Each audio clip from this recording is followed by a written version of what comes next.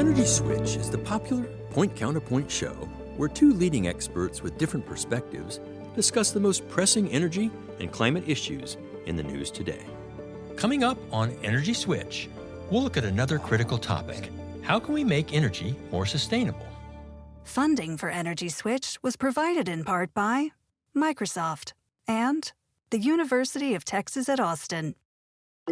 Energy is required to sustain modern economies, but we need to make energy more sustainable to reduce its environmental impact. That means reducing CO2 emissions, but also methane release, managing water impacts, and considering land use issues. These things cost money, so we'll need price signals to drive the market and incentives to motivate investment. My expert guests are Dr. Bridget Scanlon is a hydrogeologist, a senior research scientist at the Bureau of Economic Geology at the University of Texas at Austin, leading the Sustainable Water Resources Program. I think energy plays a key role in sustainable water resources because people in the past, they've always been going after new sources of water. But if we can reuse the water in dense urban areas and treat it, then that will make considering it as one water, one resource, right. I think it will be much more sustainable. With her, Sean O'Donnell oversees Quantum Energy Partners' energy transition and decarbonization investments, and formerly was president and CFO of Quantum Utility Generation. Where did that solar project come from? People don't see over the horizon to understand that entire value chain. What were the mines and the labor that went into that? How much concrete, how much steel? When it shows up on your electricity bill as I've got 2,000 watts of solar, you feel really good about that, but it is not exactly zero carbon. Sure. I'm Scott Tinker, and I'm an energy scientist. On this episode of Energy Switch, how can we make energy more sustainable? Let's talk about CO2, small topic in the world today. How do we lower the emissions of CO2? We have been doing it in the US for the past couple of decades when we had shifts from coal to natural gas. We reduced CO2 emissions, and so we've seen the benefits of that. And I guess, we will be continuing in that track in the future with the old coal plants closing down and being replaced by natural gas or other energy sources. Right. So I think that will play an important role. Yeah, that's an early win kind of thing. Right. Can that happen around the world? Can you replace coal with gas? Theoretically, yes, but you have a problem of priorities. There's different priorities within the U.S. Regionally, we've got different priorities, right. Gas versus coal. So we haven't sorted it out ourselves yet. Mm-hmm. So how far in the future before you've got a global set of standards as to what that priority is? Right. So we don't think it will. But, from a timing perspective, we know what we can do at home today, right? Yeah. And lead the way, right? Going back to your question, is it about carbon? And I would go one step further. I'd say it's really GHGs. Let's talk about CO2 equivalents because greenhouse gases. Carbon somewhat unfairly focuses on power in people's minds. Mm-hmm. But we both know it's much more than that, right? It's carbon, it's power, it's industry, it's transport. So it's ag. It's at 20% is ag, yeah. Right? And 70% of that is farming. So we should talk about it's really GHGs, not the fuel. Mm-hmm. Fuel creates a competition, right? Depending on, are you oil and gas, are you renewable? And that creates more sound, that creates more noise than signal. The standard signal that, the market and the participants need is around GHG or CO2, right? Mm. That will decide in time through a marketplace right. what fuels should or should not gain market share. Right. So we tend to be fuel agnostic and starting to look at carbon as either, a cost or a revenue line item that treats different fuels differently. I think if people are concerned about carbon or greenhouse gases, they should be more open, I think, to nuclear. Zero emissions, a pretty dense form of energy. Base power, which could really help to replace some of the large power plants and stuff. And it's amazing the passion around nuclear. It's all over the board. It truly is. And you mentioned replacing coal with gas as another. Both of those technologies exist today. Other options for big levers for CO2 or greenhouse gas emissions reductions? The levers that we have today, particularly around CO2, it's natural gas. It's carbon capture. These are technologies on the shelf today.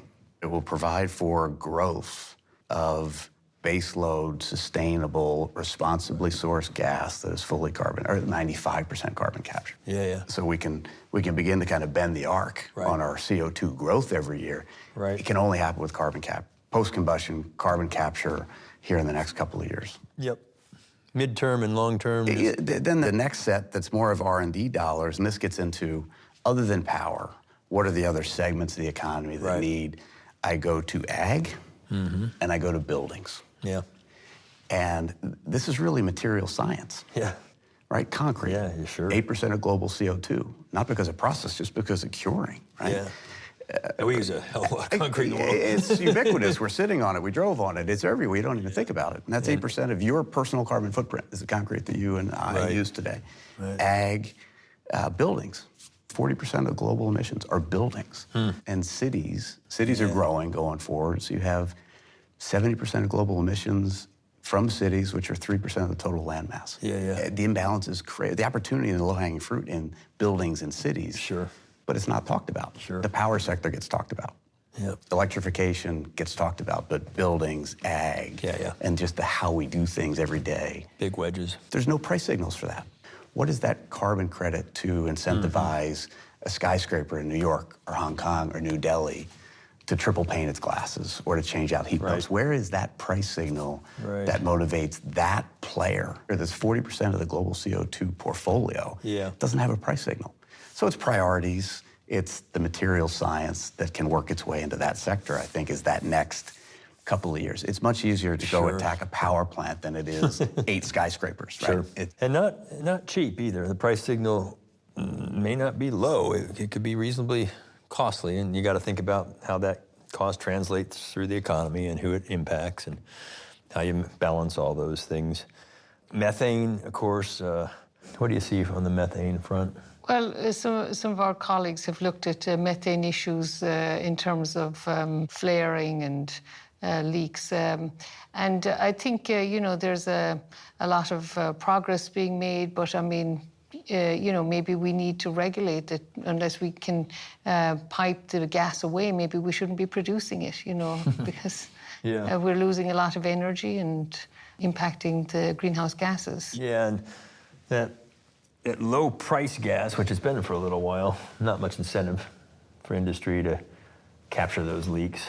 Right. Prices going up, they might see some incentive, but you're talking about gathering lines and not flaring and being co-producing gas, and the main emphasis being oil because it's such much higher price commodity. So then less emphasis on the gas side of things, and but approaches to using that on site if possible for different things, powering things, and beneficial uses instead of flaring it.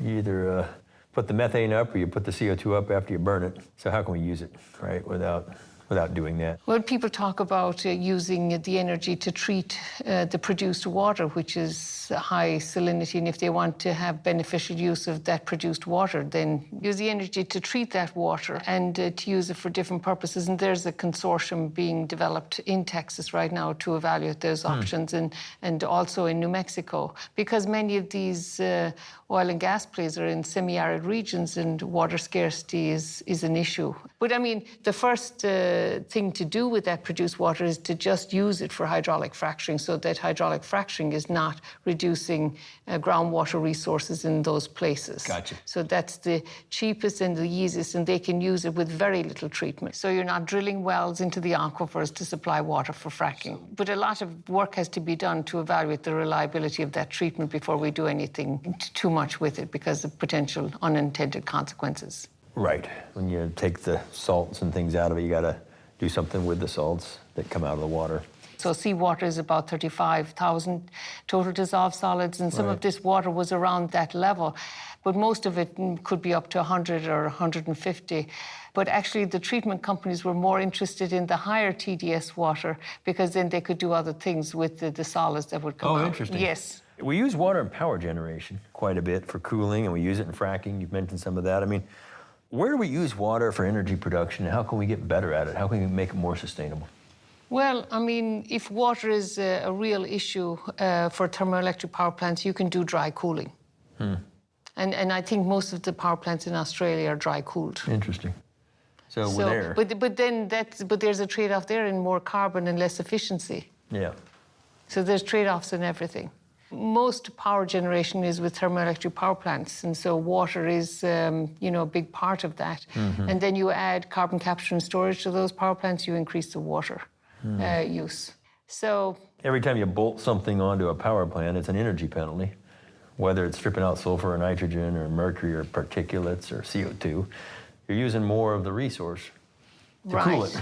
You have to have more energy. There's some kinds of things destructive to water and some not. I mean, you end up with water you can't use for anything else as opposed to usable water. What are the right terms for that? Well, I mean, for thermoelectric power plants, you withdraw a lot of water, but you return 98% of it. And so if it's a surface water source, which it usually is, then it's at a hotter temperature. And so you can affect ecosystems and stuff because of the temperature issues. Okay. And then when you say return it to the river or to the reservoir or whatever, so it's just most of the water that you withdraw. It goes back. And the consumptive use that goes to evaporation is a very small percentage. Gotcha. Yeah. Let's get to land. Solar and wind are great for some things, emissions-wise, but not so much for the land side. How do we lower the impact of energy on land? Thoughts on that? You have a challenge onshore that people don't want to see it. You can make it bigger, but people don't want to see it. So you have this priority. Well, what do you want? You want carbon-free energy, or do you want visuals? So you have land constraints. That is one of the biggest challenges of terrestrial renewable development. Sure. And understandably in some ways, It's back to your priorities. Yeah. Right? Yeah. I think everybody should build a wind project in somebody else's backyard. and that's true for all energy. That is true for all energy. But you can move offshore, so you're just moving the problem. So the bubble moves under the carpet. Okay, I can't build on land. Okay, let me go build in the ocean. Well, the ocean presents its own challenges. Right? And fisheries and other groups are... Fisheries and military don't want to have you there. But that's only two stakeholder groups, as opposed to on land. You've got more that's around you. But it is a big challenge. But to be fair, the definition of energy density is changing, because as we looked in the last 50 years, right? Coal, nuclear, gas, the energy density, when you just think about it from a surface perspective, is 20 to 500 times more than wind or solar. I think what we're all beginning to now, conceptualize is that didn't price carbon. When you just look at a two-dimensional, what is the surface impact? That's power density. Power density is actually, or could be, a three-dimensional concept. What is the impact to the atmosphere, to the surface, and the subsurface? Yeah, that's an interesting point. And power density is hard enough to calculate, right, when you're talking about a two-dimensional. Yeah. But now you get into what is power density of wind and solar. And it's little understood, but the carbon footprint of a solar project is not zero. The carbon footprint of a wind project is not zero. Right. What winds up happening is people don't see over the horizon to understand that entire value chain. Yep. Where did that solar project come from? Yeah. Where did the polysilicon in Asia come from? Yeah. What were the mines and the labor that went into that? How much concrete? How much steel? When it shows up on your electricity bill as, I've got 2,000 watts of solar, you feel really good about that, but it is not exactly zero carbon. Sure. I think, Sean, we need a portfolio. We need all of the optionality for resilience, and what people want to zone in on one thing or another thing or whatever, they just don't get it. And many people don't consider the trade-offs. Everything is a trade-off, and they just don't think about those. And maybe they don't know. Maybe it's the education, that they don't know the life cycle aspects of different types of things. Yeah. That's when you go back to 2020 or 2021, your energy outlook was really your politics. Right? It was not a science-based. It was not an academic-based. It was not, hey, let me compare the numbers, which is really the right way to start with everything. Let me look at the numbers. And it became data, right? As opposed to rhetoric. Well, let's look at another kind of sustainability. We've talked about the environment. We've talked about the social political. Which energies are the most financially solvent, if you will, or the most sustainable as we start looking across the energy spectrum? instead of solving, I think about it in terms of economic viability. You know, what technologies can attract capital to get built? And that's a relative answer. But there are established technologies, natural gas, solar, wind, battery storage increasingly. They're all viable. If I asked you for $100 because we're going to go build a solar project together, or I asked you for $100 because we were going to go do small modular nuclear, which would you rather give me $100 for? Yeah. Nine people out of 10 would put that $100 in a solar project. That's economically viable. And hydrogen's probably the better example of all of them. There's really not a debate as to the efficacy of the hydrogen molecule. It's just what's the right technology? What are the right widgets to access hydrogen? And there's a spot for government subsidies there because it is not economically viable, strictly speaking. Back to those partnerships again. Today. Yeah. Right. Yeah, gotcha.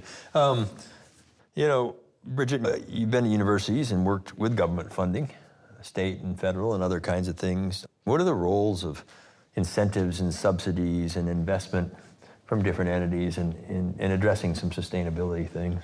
Well, I mean, I think it's very important to have the research to support and to provide information and data to investors and policymakers and decision makers.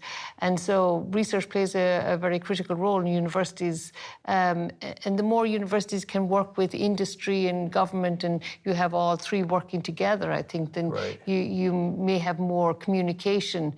And even internationally, you know, I think at the University of Texas, our carbon group work a lot with people in other countries, in China and Japan and other places, you know, so helping them to move towards more sustainable development. My own research area is in water resources, and I think energy plays a key role in sustainable water resources, because the more we can reuse the water, wastewater, and people in the past, you know, they've always been going after new sources of water, but if we can reuse the water in dense urban areas and treat it, we have the energy to treat it, then that will make considering it as one water, one resource, I think it will be much more sustainable. Right. We academics, we publish our research in peer-reviewed literature. Does that do it? Are people reading? I read your stuff, Scott. Yeah. You know, if research is very important in looking at data and providing context. Sustainability, you know, are we talking about in a yearly time frame? Are we talking about a decade? Are we talking about a century? So it's very important, long-term vision, you know, understanding the context and where we've come from, how systems have evolved, you know, get beyond that, and how are we going to solve these problems? And my feeling is we have lots of solutions. Right. And we need to emphasize that rather than talking about all the negatives. Yeah. What do you think on these things, Sean, especially on the subsidy side and the role of finance? How does that work? Yeah.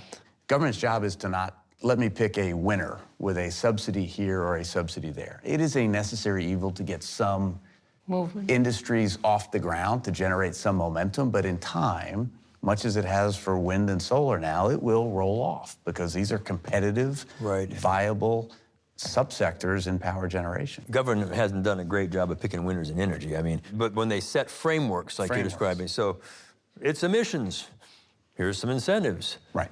Can you compete? Lower your emissions.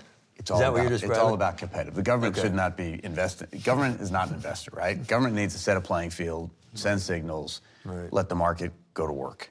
The research has to continue, but there are things we can be doing today that markets can do today. Research is kind of helping provide a little bit of clarity on what's the aperture on what could come next.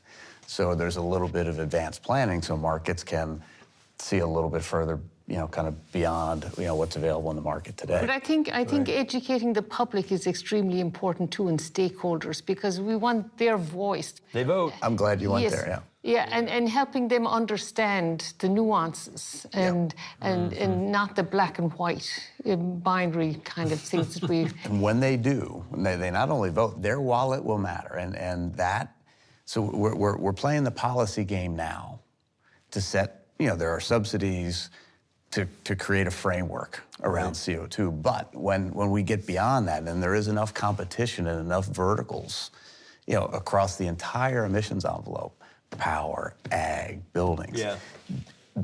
When we've really made it is when it becomes a consumer choice. But electric vehicles are there soon, but there's other elements of the entire marketplace that are not yet a consumer choice, which is where the government and the subsidies have to step in until those choices become readily apparent. Scalable, at least. For the market to make up its mind. But when I was in Brazil and we were working on biofuels, and people, when they were buying their gas, whether they would buy it for, biofuel-based or, regular gas, they would have their calculator and they would figure out which was cheaper. Right. But you say people vote with their wallet, but people want cheap. I think that will change. Younger people are growing up with a different worldview on what feels right for them. Yeah. Now, when they're on their own and paying all their own bills, that may change, but they talk differently. With three girls, I have the conversation at the dinner table about how many oil wells versus how many windmills this month that. And I'm like, I wouldn't have thought to ask, my dad that 30 years ago. Sure. It's an interesting level of awareness. Wrapping it up here, what are some investment-worthy, if you will, energies to help improve sustainability broadly, and climate being certainly the most important global conversation today, but other things as well? What are some things that you're seeing that are investment worthy today to help to move this ball? Carbon capture and storage today, Okay. readily available, understood, adaptable, Scalable. Yeah. and again the energy transition. There's 2 billion people today and 4 billion people by 2040 that need additional. It's not an energy transition for them, it's an energy addition for Access. them. Right? There are 8 billion people now, only 6 billion energy consumers. So there's 2 billion people without power, and the global population is going to grow by another 2. And even of those 6, Sean, there's about half of those don't have the kind of energy we have. No. Nothing close, right? And there are technologies that wind, so solar. CCUS does this, it helps with that? Absolutely. Look, you're taking advantage of tried and true infrastructure, tried and true processes. Fortune 500 companies that have done this for 50 years. How all of that available IQ and capacity and value chain. Right. How do we just ignore all that and say, no, let's wait another decade for hydrogen? How can you afford to wait when there's 4 billion people right now that So could your use any and all of urgency- that? I like this. Your urgency, it's climate, but it's more poverty. It's people. You can imagine if you liberate the productivity of 2 to 3 or 4 billion people. Crazy. What the feedback loop that could then do. And how they could help themselves. Yeah. Right. Not this launching in and trying to give them things. Capacity building, would really help. So important. Yes. Bridget. I mean, because otherwise, culturally, if you're not building that capacity yourself, it doesn't even fit your culture. Right.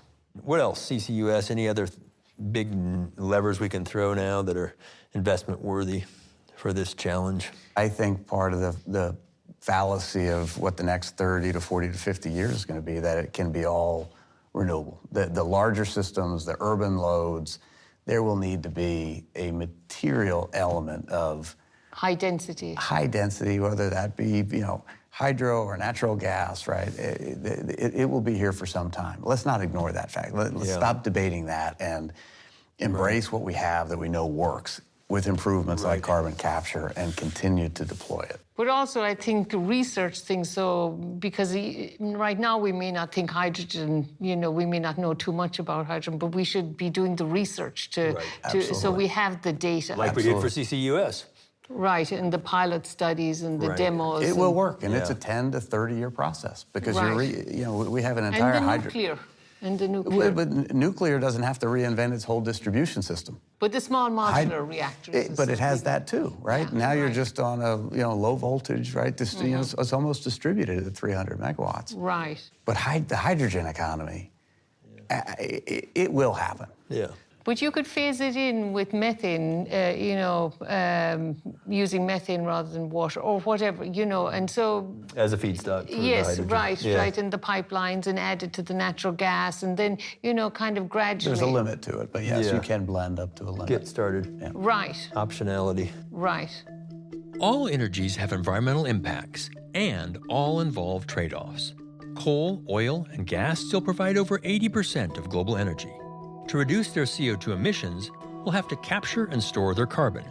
There's also reducing methane releases from natural gas flaring and leaks, reducing water use in the oil and gas industry and at water-cooled power plants, considering the land use, mining impacts, and disposal of wind and solar, increasing efficiency in energy, but also in buildings and cities. All these things cost money, so we'll need price signals and incentives to motivate energy producers, investors, and consumers to make environmental sustainability economically viable. Energy Switch is executive produced by Scott Tinker and produced and directed by Harry Lynch. Sophie Byard is the assistant producer and researcher. Editors are Ginny Patrick, Yusuf Swachina, and Jackie Kunzler. Matt Aslanian does the sound. Energy Switch is produced by Arcos Films for the Switch Energy Alliance with support from Microsoft and the University of Texas at Austin.